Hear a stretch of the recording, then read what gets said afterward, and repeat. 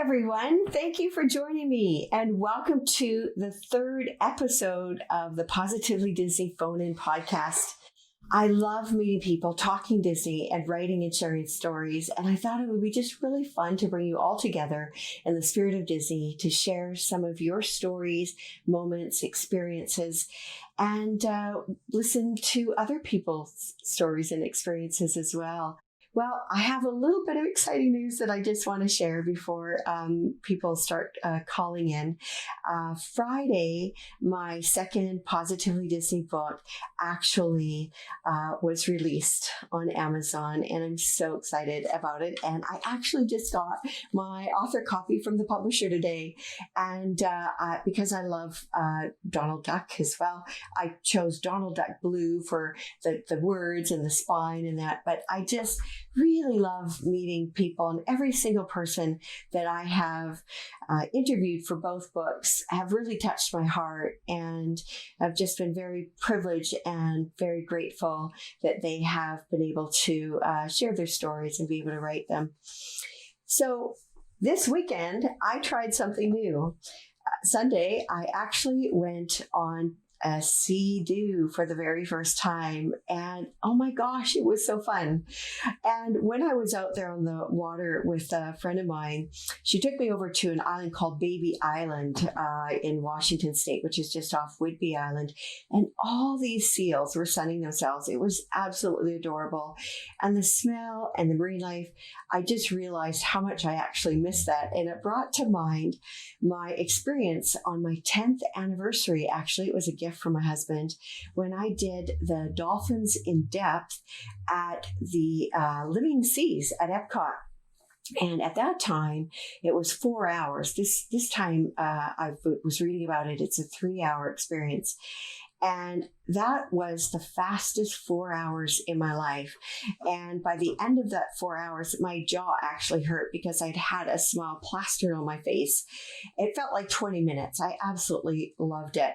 Now, one thing though is that I actually have a fear of fish. Fish swimming around me, fish anywhere near my feet or anything. And I don't think I quite shared this with the cast members when I was doing my dolphin encounter at the Living Seas. And anyways, so after we went through some of the things that they tell you about and got to observe some of the scientists working with the dolphins, towards the very end, we actually got to have a photo with the dolphins. And we were out on a platform, and you actually hold on to a dolphin. So you are like literally, the dolphin is right beside you, almost eyeball to eyeball. And at that point, I thought, gee, I better let them know that I'm kind of a little bit afraid of fish. Well, they were a little taken aback, but they tried their best to keep the fish away. But they did warn me very firmly that if I did see a fish, to just let go of the dolphin, because the fish like to chase the dolphins like to chase the fish, and they would be bringing me right down in the tank with them. So here I am having my special moment of magic with this dolphin. And dolphins' eyes are quite big, actually, when you're right beside them. And all of a sudden, the dolphin, he took a look. He kept his face, his head in my arms, but his eyeball slowly moved to the side. He had started tracking a fish. At that point, I thought, okay, we've got the photo. I'm done hugging the dolphin. He can go chase his fish, because I didn't want to end up at the bottom of the tank. And my fear is so significant. Unfortunately, I've never been able to get the gumption to actually snorkel at Castaway Cay and see all the beautiful marine life. And I don't know if I will overcome that fear, but it's just such a beautiful, beautiful scenery, really, under the water. And I've only seen it from televised things. I've never been under there. But one thing that I was very fortunate to do on my honeymoon is and no, my fear is severe with the fish. I went snorkeling with my husband in the morning, and the poor guy had the death grip on him the whole time. And we went snorkeling away a little ways out, and the poor guy thought that he had to save himself, and keep the fish at bay. We made it back in, but needless to say, in the afternoon, he actually went on his own. So you might be wondering by now, so that was my 10th anniversary gift. What did my husband receive? Well, he has always loved the ocean. He's kind of been the fish of the sea, the dolphin in the family, and with his swimming skills and diving skills and all that. And then he married me. But anyways, he actually did the at Typhoon Lagoon. They offer surf lessons. And I will never forget that because, oh my gosh, we had to get up so early. The surf lessons were at Typhoon Lagoon before the park opened. And at that time, our children were 3, 5, and 7. And I remember sitting in the stands. We were supporting him and cheering him on. And they have about 100 waves that they create for you to surf in, and they teach you how to surf. But surfing is not easy at all.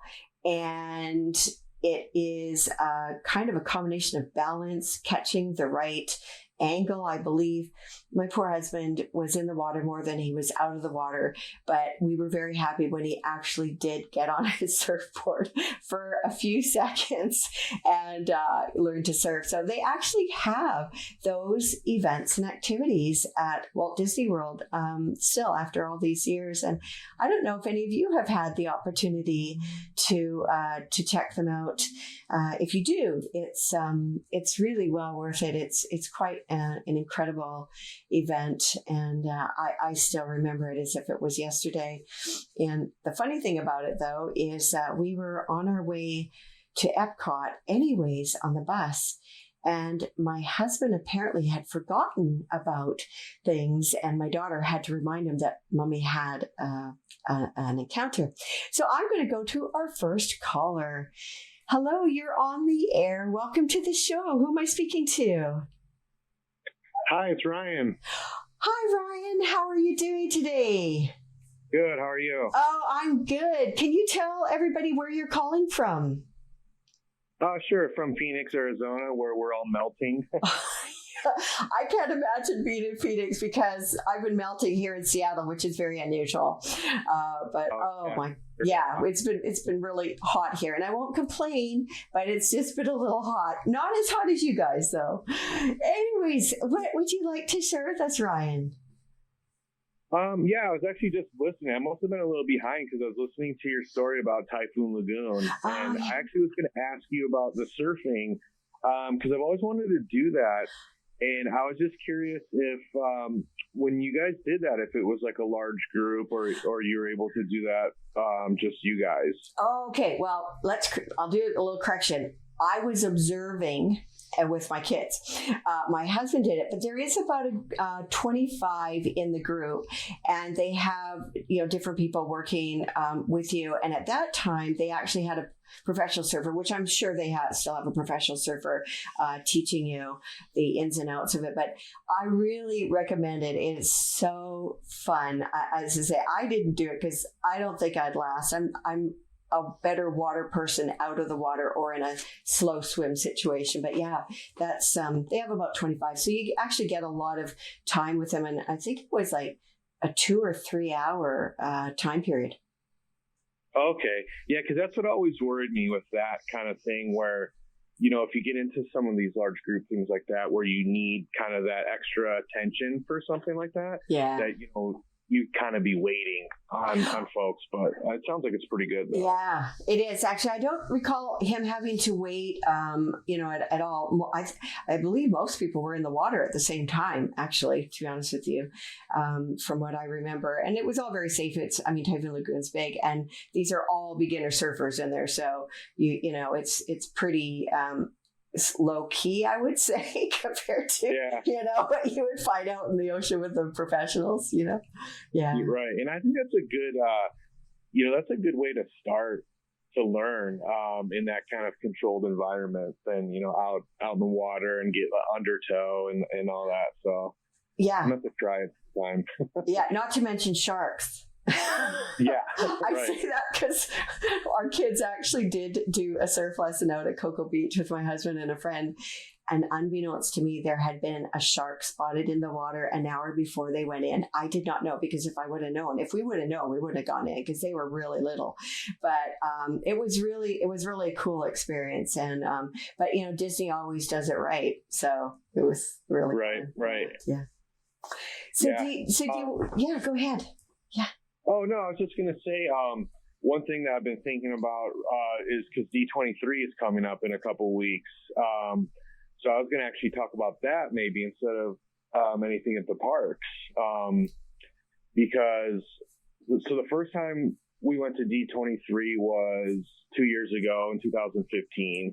And it was one of those things where I kind of never really heard too much about it. It kind of went over my head, because they've had a few now. Mm-hmm. And so I think when 2013 happened, I kind of was like, oh, okay, this sounds interesting.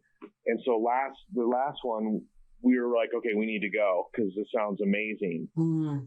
And I'll tell you, it was definitely one of the coolest things, like Disney related, I've done. I got picked for the costume contest for the Masquerade. Oh my gosh. Yeah. So I competed in the Masquerade competition, which is the first day. It's like in the morning on Friday. Okay. And I'll be honest, I had a lot of help with my costume. A friend of mine made most of it. I did more of kind of like the painting and stuff. And then my wife did a lot of the helmet. And then I kind of helped with the helmet because that was the trickiest part. That was all out of like yoga mat foam. Oh. And because that was Baymax. I was going to say, so what were you? I was trying to think of all these. Oh, that sounds so fun. Yeah, it was really cool. And they had, because they do a bunch of different categories. They'll have, because my category was heroes and villains. And so they usually pick about 6 people, I think, for each category, or I don't know, it's about that, like maybe 6 to 10. Okay. And so they'll have like a Star Wars one now, and then the heroes and villains, kind of like a classic Disney, and a couple other categories. So I thought Baymax would be awesome and kind of challenging to do. So it was really hard to walk with the legs. Like the rest of the costume was made out of craft foam and kind of Velcroed together. I had several pieces to kind of put it all on. And so it was like, putting it on and just taking the picture and submitting it. I'm like, okay, cool. And then I was surprised when they contacted me to be in it. And then I was like, okay, I got to walk around in this. It's gonna be tough. So, but yeah, we did that the morning, the first day, and it was really cool. I didn't win my category. Spider-Man won. Oh, maybe hard to compete with Spider-Man. Yeah, honestly, I was a little bitter. I thought I had a good chance for just the category. Definitely not overall. The overall winner was this girl had a really awesome Yeti costume. Like the Matterhorn Yeti. Oh, wow. And she had stilts and everything, and it was really awesome. So she won, and she actually won a trip to Alani that year. That was the prize. I think it was like a 4 or 5 day Alani flight and everything taken care of. I don't think that's what it is now. I think it's maybe a cash prize this year. But I thought that'd be an awesome prize. That would have been, yeah. Oh my gosh. Oh, that's so you had to walk around in your costume like for the rest of the day or for a few hours or just for a couple hours. Yeah. After it was over, because it was interesting. So we got a hotel about maybe a mile down from the Anaheim Convention Center. And so we had to go pretty early in the morning. And I mean, granted, the lines, I didn't have like a special entrance. I still had to get in like the normal passes and stuff. Okay. And then just make sure I was in the right spot at the right time. Okay. So there was already a pretty big line to get in, and all my stuff I just brought in a huge garbage bag because I didn't want to put it all on and just be standing in line. So people probably thought I looked kind of funny holding this huge garbage bag. But But yeah, so when we got in, I kind of luckily Nicole was there to help me put it all together. I definitely can't do it myself. Yeah. And she kind of was there just to, make sure everything was good. And you're just kind of in a backstage type of, like in an area, just in a room. And then you come out for each category, and there's 3 judges, I believe. Alfonso, and I always mess up his last name, from Fresh Prince and Dancing with the Stars, Rivera. Oh, yeah. The judges. And there was one of the designers from Once Upon a Time, and then there was another Disney star from a show that I can't remember. Okay. But they were the judges, so they kind of judged before, and then we went on stage, and it was just a couple questions about our costume, and just kind of so everyone could see us, and then the judges kind of took like a second look, and then we kind of walked across stage, and that was kind of it. Oh, that's so fun. So how were you there for the whole time? Because isn't it like 3 or 4 days at D23? Yeah, it's 3 days. It's Friday through Sunday. So yeah, we definitely had the 3-day tickets. Okay. And yeah, so then when that was over, and now the one sour note on that is, so when you're in the costume contest, you do miss a couple events, but I know they kind of do that on purpose. So, they have a few events, different stage events going on at the same time. So everyone doesn't just go to the same, you have to pick what you're going to be congested otherwise. Yeah. Yeah. Yeah. Because it's super crowded. So, oh, is it? Yeah. And I'm sure this year will be, I'm sure every year it's gone up, and, with the added Marvel and Star Wars and stuff. I mean, it's like last time it was amazing. So that was right before The Force Awakens came out, and because they have the live movie panel, so it covers like everything. So they talked a little about Pirates 5. Johnny Depp came out in the whole Jack Sparrow outfit. Oh, wow. Yeah, and that was before the new Alice movie, Beauty and the Beast, and it's just so many celebrities. So when they started talking about Force Awakens, J.J. Abrams, Harrison Ford came out, and it was crazy. Oh my gosh! Yeah, everyone got an exclusive poster. They're really good about freebies at the convention. Like just on the floor, there's different free posters, and I know there was a Pixar ball, which we didn't get. They ran out by the time we saw it. Neat. People carrying them. So yeah, they do a really good job, handing out freebies and stuff. Oh my goodness. And so what kind of a ticket price that I've not been actually, I'm going to go next year. That's my goal to visit and go to D23, because that's something that's been on my list for a while to go to. But what kind of prices what does it cost to get into something like that? Well, so if you're a D23 member, right, it's a little bit discounted, and then there's they do like a time frame. Like if you get your tickets before the new year, it's cheaper, and then it kind of goes up maybe once or twice. Okay. If you don't, and I guess a lot of conventions, like the Phoenix Comic-Con convention is like that too, where, they kind of, if you buy your tickets way in advance, they're a little bit cheaper, and then they kind of keep going up. Okay. But honestly, and it's bad because I don't remember. We bought them so long ago, but I want to say they were like around $150 for the full 3 days. Wow. That's pretty good, actually. Wow. Yeah. Oh my gosh. I could be wrong. That could be a little low, but I think that's what they were. Okay. Somewhere around there. Something not exorbitant. Yeah. I mean, they're not cheap, but they're not outrageous either. And especially for 3 days, like that's really good. So it's all day, like from whatever, 9 till 9 or? Till usually kind of shuts down around like 6, 7. Oh, okay. Like 5. I mean, the big panels are really, early on. There's usually two big ones each day. Okay. So the Friday so the 2 that we missed was the animation one, and they do like a Disney Stars. That's like the first one of the day. So they honor I know last time they honored like Danny Elfman, George Lucas, and this year Mark Hamill. They're going to honor him, which I'm really excited about, and he's doing a tribute to Carrie Fisher. So. Oh wow! Oh, that's going to be wonderful. Yeah. I wanted to go, but I'm actually on the other side of the country at that time, and but that's okay. North of there, normally.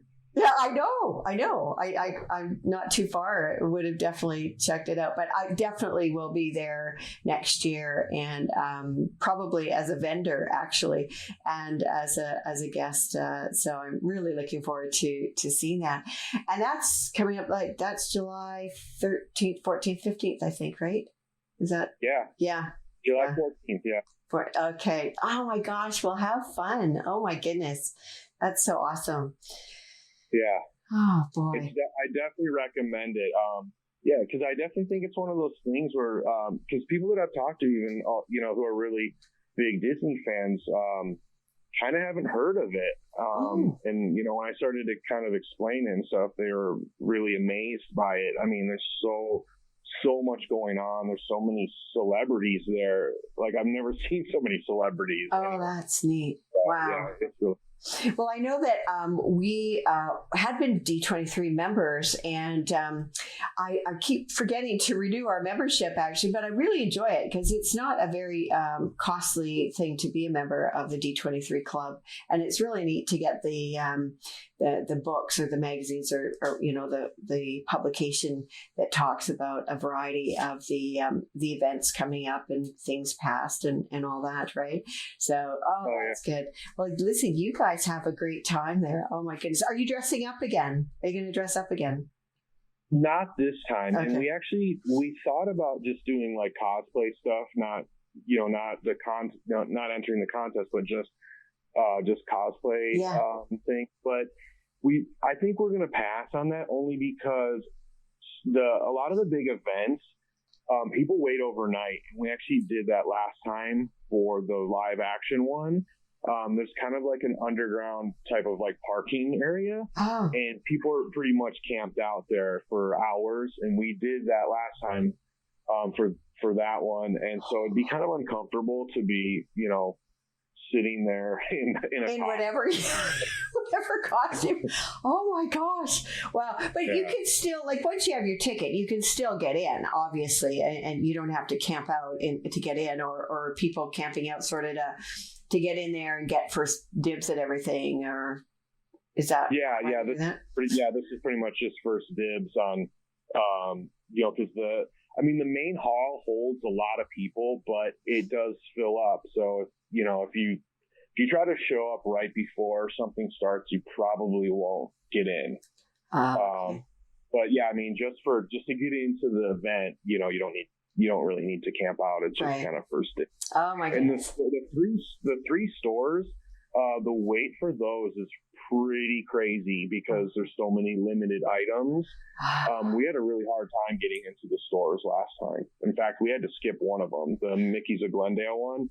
The line was just too long. Oh, so what would you recommend for people going for the first time to the to D23?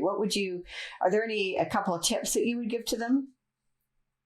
I would definitely get a hotel close, and it kind of just depends on your budget. Because I think it's like the Hilton and there's a Marriott or something. I don't know. There's two big hotels that are right next to the convention center.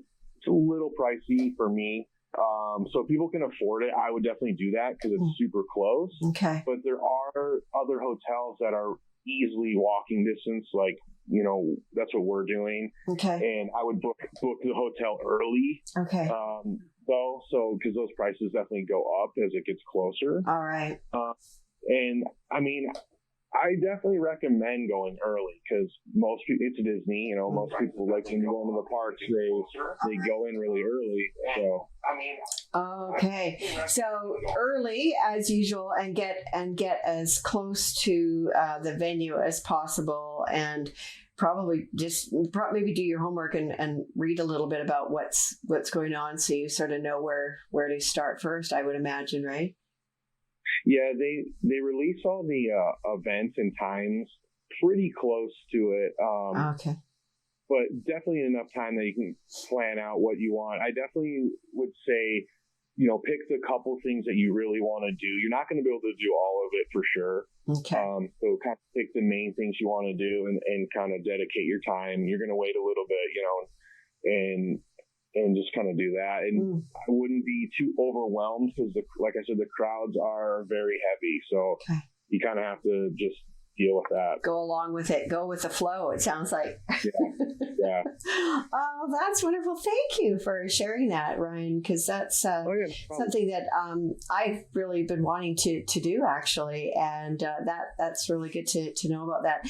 And have fun. Oh, my gosh. I wish I was going, but that'll be next year and probably the year after that if I can get there year after year now. But it's not too far from me now, and would really like to see that. But anyway, so well, I'm sure I'll be posting some photos and stuff. Great. So for sure. Okay, that sounds great. Well, thanks so much for calling in, Ryan. I really appreciate it. Thanks so much. Oh, can I do a shameless plug? I forgot. Oh, yes. You have a travel blog. Yes, please. This is really neat, actually. Go ahead. Yeah, I mean, the actual website is pretty new, so there's only about 2 posts. So our blog is onceupon-a-disney-blog.com. And right now, I mean, we want to get more stuff on there. Right now, like I said, there's this kind of a Beauty and the Beast review, and then we have the Alani Spa review. Yeah. But most of our stuff is on our Instagram page and our YouTube page. So okay. I try to get as much videos on there as I can. All right. And obviously with the Instagram, I can post photos every day. So, and those are both the same name, Once Upon a Disney blog. Oh, that is wonderful. Oh my goodness. So anybody listening to that Once Upon a Disney blog, and this couple, they travel around and have all kinds of fun experiences. So you can keep track of what they are up to. And then you would find a link of your Instagram as well, I would imagine, right, Ryan? Yeah, on Instagram, there's a link for the YouTube and for the website. Sounds good. That's great. Oh, you're welcome. Thank you, Ryan, for calling in. You guys have a great evening. Thanks, you too. All right, take care. Bye. Bye. And that's something that I will tell you about. There's actually in the Pacific Northwest here, it's the Pacific Northwest Mouse Meet on August 12th, and it's the largest unofficial Disney meet that actually I'll be a vendor there. And it really is amazing to have these gatherings of the masses of Disney fans and everybody kind of on the same page as far as their love for Disney. And then the D23 one is the largest official Disney fan. So I know that I talked a little bit about rides last week, the fact that I don't do Space Mountain anymore or that. But I don't know if any of you that are watching, if you are considered the bag carriers or bag holders when friends or family members go on those fast rides. I'm that person in my family. And at one point I thought, I don't want to just sit there with the bags. But you know what? I actually kind of like it. It gives me the opportunity to people watch and sit there with the bags. And one thing that I found out as well is occasionally you realize that there are other people that are bag holders. And my father-in-law actually is one of them. And we don't get to see them very often because they live in Eastern Canada. But when we do go to Florida, they have a holiday home there. And my mother-in-law is a riot because she is the one that loves the roller coasters, just everything. And at 70 years old, at this point, she was 70 years old, she would ride them over and over and over again while my father-in-law would sit there with the bags.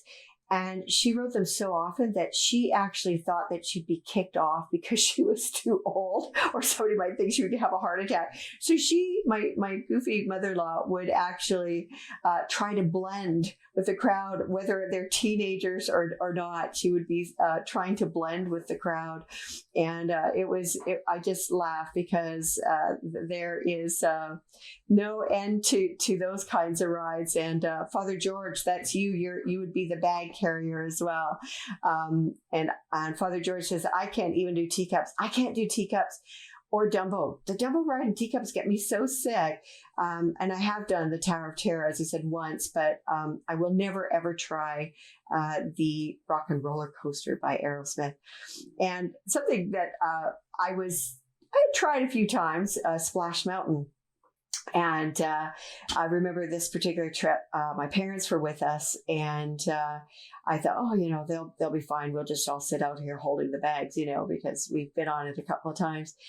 And when I asked them, I was kind of surprised, but they were like going on it again. And I felt a little foolish. I thought, oh, okay, this isn't peer pressure. This sounds like parent pressure.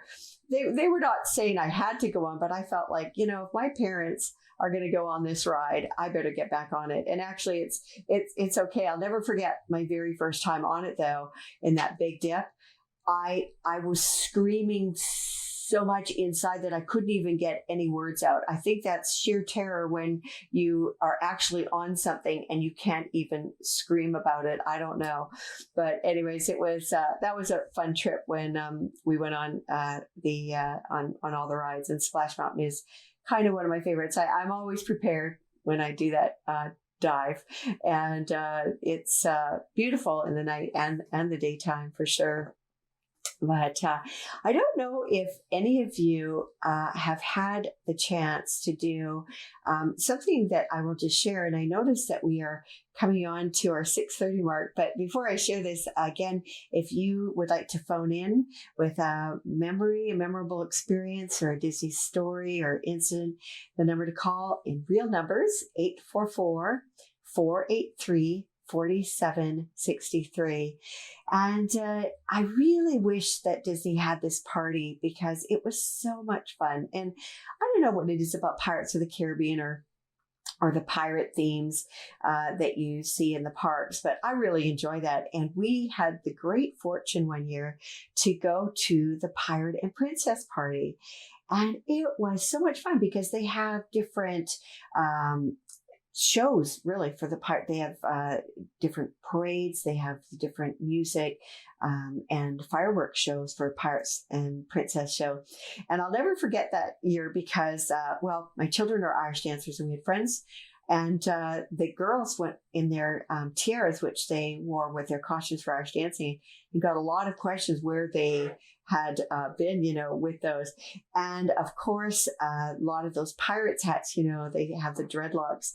And I have really an endearing memory of my dad putting on the pirate hat with his grandsons with the long dreadlocks. And it was something very unusual for me, the daughter, to see my dad in, because he did have a sense of humor, of course, but it was just kind of fun to see him in dreadlocks with his grandsons walking along.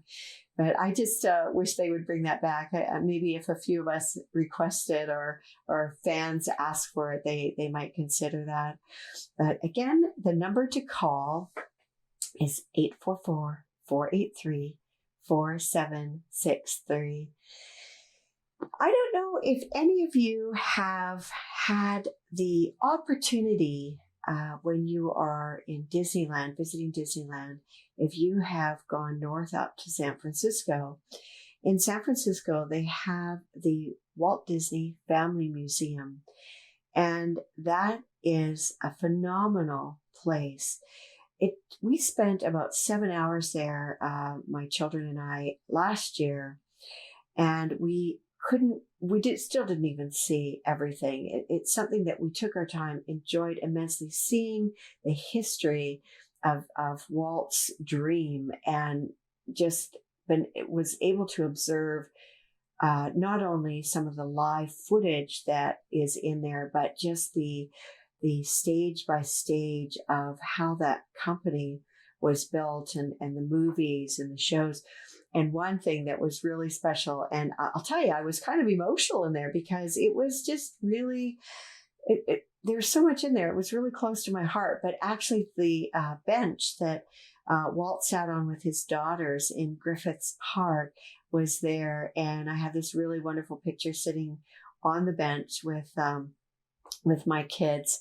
And it was very, as I said, it was kind of emotional. I didn't expect that actually for sitting on a park bench, but to imagine sitting on the bench where that spark, that seed for that idea of creating a place for families to go and visit and have fun was there. And I was sitting on that bench, as were probably millions of people at one point, but it was very, very cool. So if you ever are in the Anaheim area and have some time to drive up, check out the Walt Disney Family Museum. You will not be disappointed. It's really, really neat. And they have a really neat gift shop there, of course. And I actually had Walt's favorite chili, which was very interesting. I won't tell you about it, but it was actually really good and very tasty. So that was kind of neat to see and have something that Walt himself enjoyed eating. At any rate, I think we are going to wind up if that's the rest of the calls for the evening. Thank you. Have a wonderful evening, you guys. And again, thanks for joining me. And we'll hope to hear from you next week. All right. Take care. Bye.